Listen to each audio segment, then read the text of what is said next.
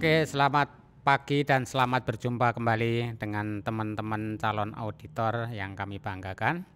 Di pagi yang cerah ini mudah-mudahan kita semua dalam keadaan sehat, khususnya teman-teman semua dan keluarga sehat semua ya. Kita setelah melakukan ujian tengah semester tentunya tambah semangat bagi yang bekerja, sambil bekerja, bagi yang belum dapat pekerjaan ya sambil mencari-cari ya.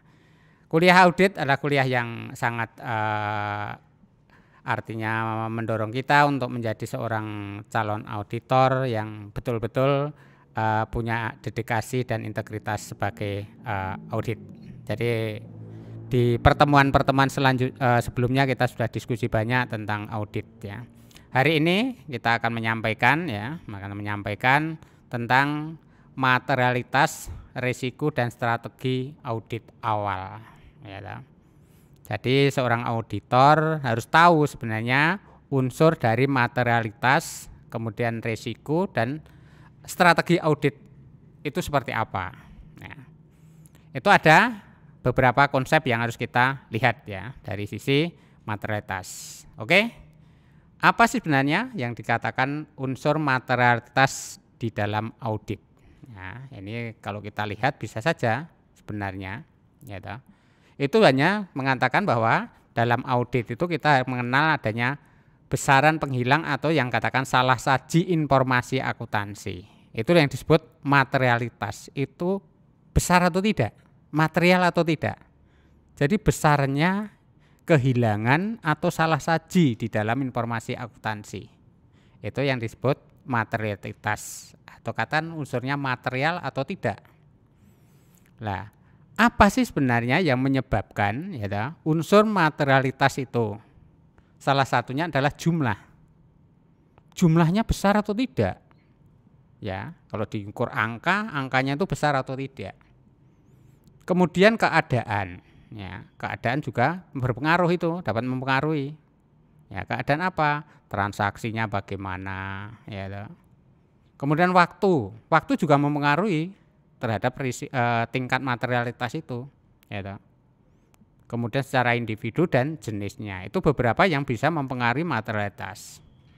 Kalau kita lihat secara levelnya atau tingkatannya ya, materialitas itu bisa saja di tingkat laporan keuangan ya.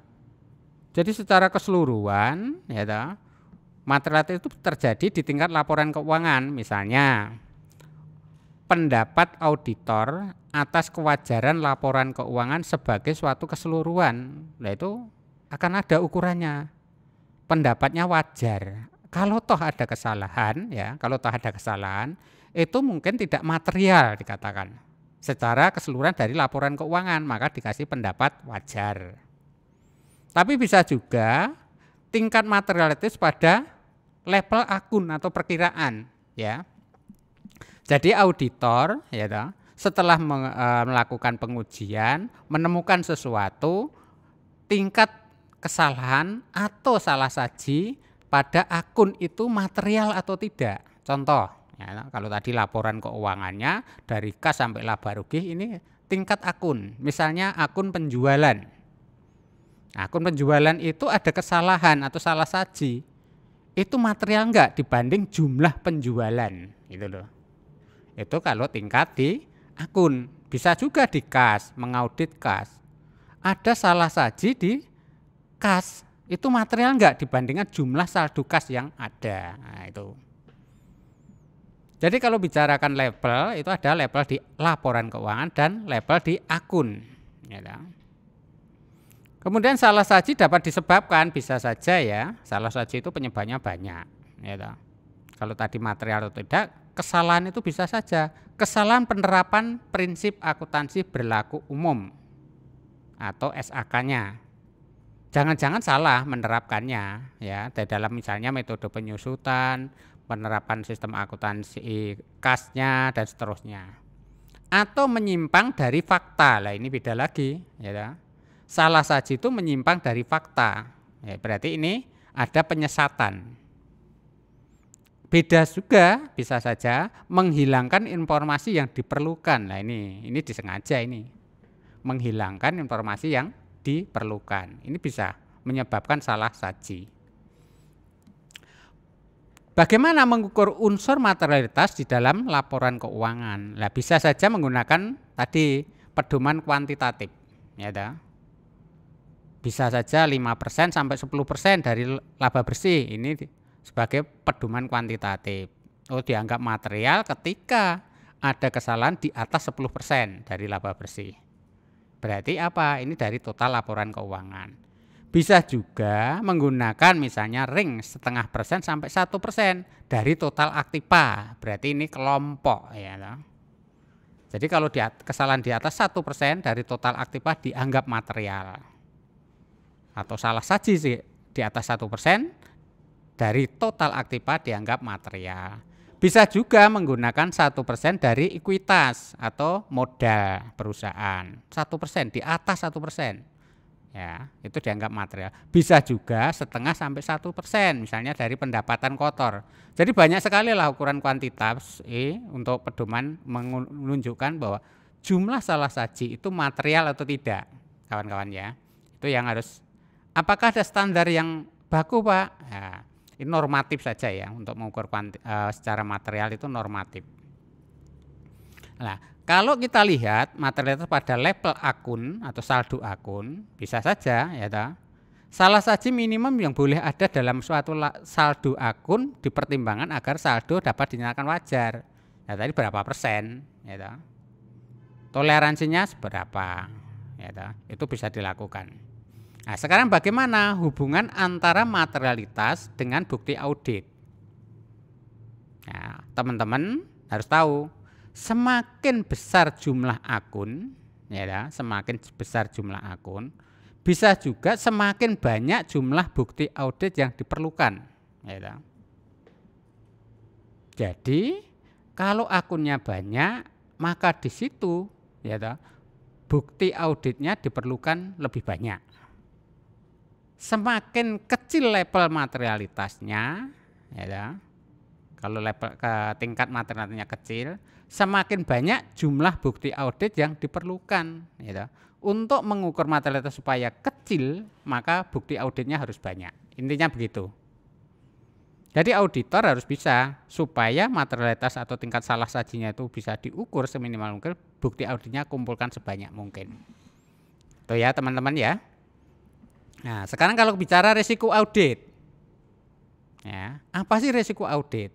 Jadi risiko bahwa auditor gagal memodifikasi bisa, ya, memodifikasi opini atau pendapat atas laporan keuangan yang mengandung salah saji-saji. Jadi ketika memodifikasi atau membuat laporan modifikasi salah, itu bisa, ya, itu risikonya apa? Risiko salah, pendapatnya akan salah. Yang kedua, risiko berbanding terbalik dengan tingkat keyakinan. Jadi bisa saja, ya, auditor punya keyakinan segini, tapi bisa saja faktanya tidak. Ya, ini ya beberapa hal ya. Jadi ada beberapa konsep yang harus kita lihat. Coba misalnya kita lihat, ada beberapa di situ tingkatan materialitas. Kemudian risiko, ya, itu risiko audit tadi. Kalau risiko bawaan apa sih? Ya, sering disebut inherent risk, ya, yaitu kemungkinan, ya, suatu pernyataan yang mengandung salah saji material, ya, suatu pernyataan yang mengandung salah saji material dengan asumsi tidak ada pengendalian. Maksudnya apa? Perusahaan tidak memiliki sistem pengendalian internnya.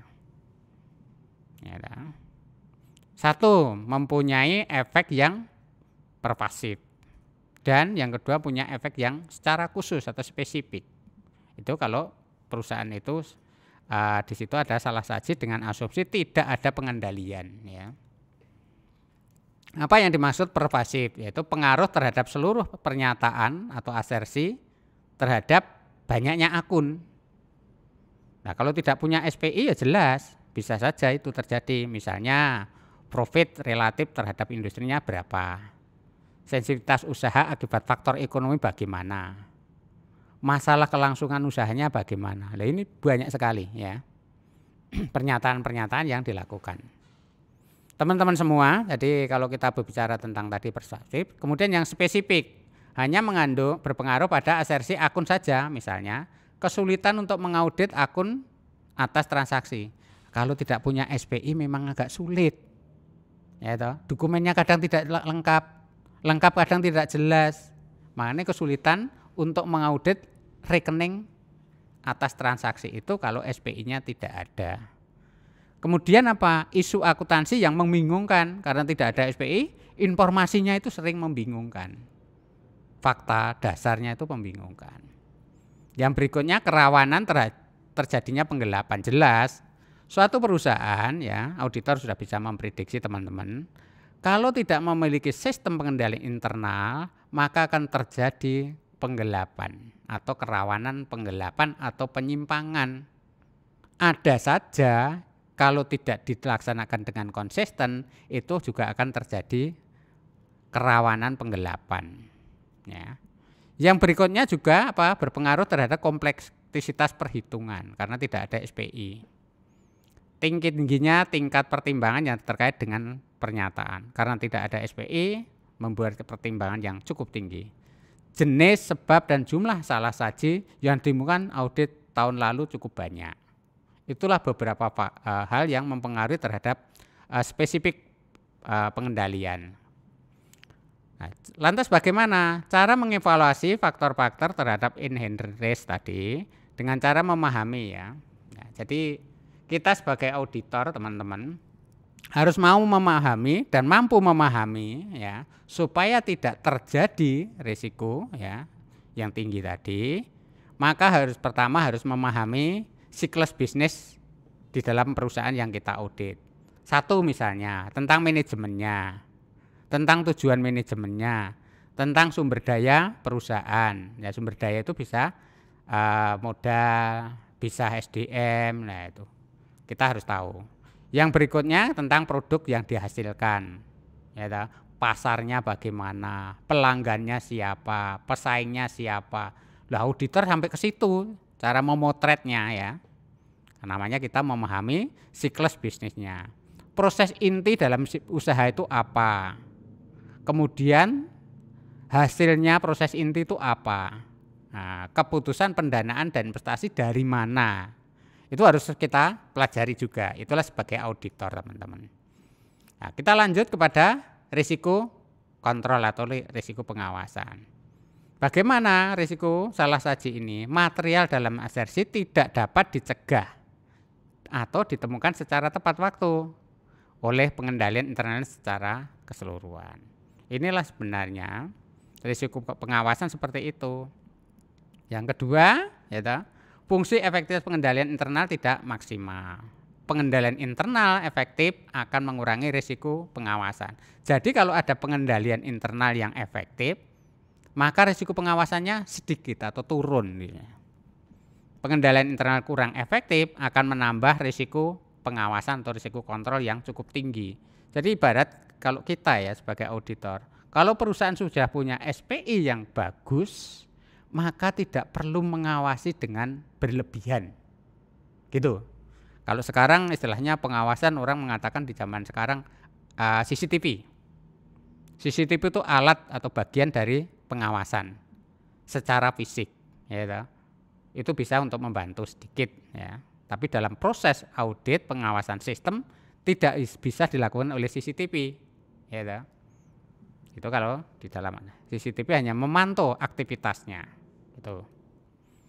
Kemudian risiko kontrol diterapkan untuk setiap transaksi. Nah, setiap transaksi itu bagaimana? Ada atau tidak? Ya. Kalau akun dipengaruhi lebih dari satu transaksi menggunakan risiko kontrol paling tinggi bagaimana? Itu dilakukan atau tidak? Itu beberapa yang terjadi. Kita lihat sedikit tentang risiko kecurangan, ya. Auditor bertanggung jawab untuk dapat mendeteksi, teman-teman. Jadi auditor itu bertanggung jawab untuk mampu atau dapat mendeteksi kecurangan yang berakibat terhadap salah saji yang material dalam laporan keuangan. Jadi fungsinya audit harus mampu ke sana. Nah, kalau kita itu sebagai petugas auditor tidak mampu, ya, mendeteksi kesalahan, nah berarti kita termasuk orang yang belum sukses di dalam mengaudit. Contoh, ya, 2 macam kecurangan Misalnya pemalsuan pelaporan keuangan, itu juga termasuk kecurangan. Ya, pemalsuan laporan keuangan. Penggelapan aset itu secara fisik, ya, kekayaan perusahaan diambil. Nah, kekayaan perusahaan itu bisa finance, bisa barang, ya. Nah, itu diambil. Lalu kalau tadi yang satu pemalsuan laporan keuangan, merekayasa dokumen laporan keuangan, tapi yang kedua adalah menggelapkan secara fisiknya, ya. Biasanya 1 dan 2 ini berurutan, ya. Kalau akuntansi harus tahu. Dokumennya dipalsukan, uangnya diambil. Dokumennya dipalsukan, barangnya diambil. Nah, ini loh. Ini auditor harus mampu ya, teman-teman semuanya. Nah, bagaimana salah saji yang timbul karena penyalahsajian atau penghilangan jumlah atau pengungkapan dalam laporan keuangan? Caranya gini ya. Ini yang sering sekali pengungkapan dalam laporan keuangan menyesatkan pemakai laporan keuangan. Sehingga kalau ini dilakukan, pemakai laporan terjebak atau tidak tahu. Misalnya manipulasi, pemalsuan atau pengubahan catatan akuntansi atau dokumen pendukung yang dijadikan dasar penyusunan laporan keuangan. Kalau Anda mau tahu contoh teman-teman semua, ya. Ini manipulasi atau pemalsuan dokumen ini sering sekali terjadi. Ini karena yang paling mudah dilakukan orang awam pun bisa gitu ya. Jadi auditor harus mampu mendeteksi dokumennya itu betul-betul valid, sah atau tidak. Nah, ini yang harus bisa mampu dikuak atau dideteksi oleh auditor. Karena itu dokumen paling dasar inilah paling yang mudah dilakukan oleh orang yang sengaja untuk mengambil keuntungan pribadi. Contoh misalnya penjualan 50.000, nah tambah 01 kan sudah lain nilainya, jadi 500.000. Kalau tambah 03 sudah lain lagi. Itu akan mempengaruhi laporan keuangan. Biaya juga begitu, biaya ditambah 0 itu ya, 100.000 tambah 0 sudah 1 juta. Tambah 03 sudah berapa? Itu jadi banyak sekali metode itu, namanya manipulasi itu. Kemudian pengungkapan fiktif atau penghilangan secara sengaja peristiwa transaksi. Jadi secara sederhana teman-teman, auditor harus mampu mengungkapkan ya. Bisa saja ini bagaimana mereka melakukan aktivitas. Transaksi itu dihilangkan sehingga jejaknya nggak ada, laporan keuangannya tidak akan muncul. Satu dokumen saja faktur penjualan diambil, berarti bagian akuntansi tidak input faktur penjualan. Kalau itu secara manual itu mudah. Kalau penjualan dilakukan secara elektrik atau sekarang sudah zamannya IT, auditor bagaimana? Lah ini agak sulit ini teman-teman. Tapi auditor punya strategi lain ya untuk mengecross atau mengkonversi ya terhadap data tersebut. Kemudian salah penerapan secara sengaja prinsip akuntansi. Lah ini dilakukan oleh ahli ini biasanya. Ahli akuntansi ini tahu ini. Oh prinsipnya begini, maka dikelompokkan begini, jumlahnya akan begini, cara penyajian begini. Ini juga termasuk penyesatan dengan prinsip. Ya, itu teman-teman di dalam kita melakukan satu mengukur nilai materialitas suatu laporan keuangan, kemudian risiko audit dan bagaimana strategi auditnya. Saya kira untuk pertemuan kali ini kita akhiri dan jika ada sesuatu yang belum jelas bisa dilakukan melalui diskusi secara GC maupun WA atau di dalam kelompok kecil bisa saja misalnya japri kepada saya. Terima kasih pada pertemuan ini dan selalu jaga prokes. Assalamualaikum warahmatullahi wabarakatuh.